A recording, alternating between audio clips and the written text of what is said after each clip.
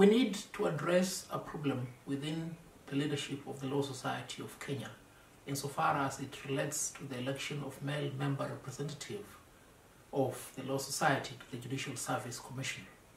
Now, this morning, I attended the Court of Appeal for the hearing of an application by the Kenya Revenue Authority in which the authority sought an order to stay a decision made by the High Court, which decision had directed that the Law Society of Kenya accepts the nomination papers of Professor Tom Ojienda in the event that the authority will have refused to issue him with a practicing certificate.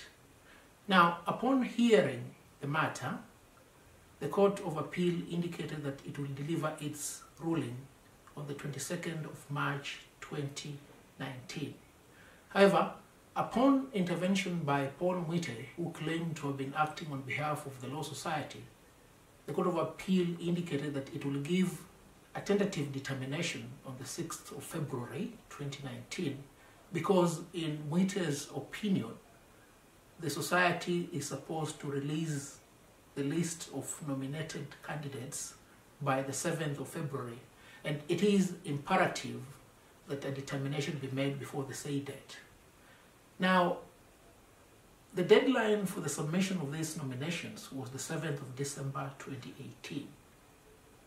The Secretary of the Society received the nomination papers, all of them by the said date. It is over 40 days since that time, yet a decision has not been made.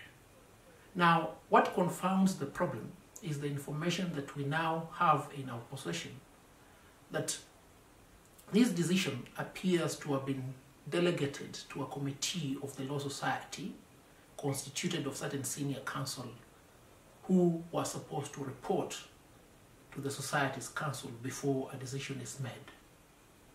Now, in the intervening period, it has come out quite clear that the representation that Paul Mwite made before the Court of Appeal, which were to the effect that the Society will not admit the papers of Professor Ojienda without tax compliance certificate, are submissions that were made without the instructions of the council.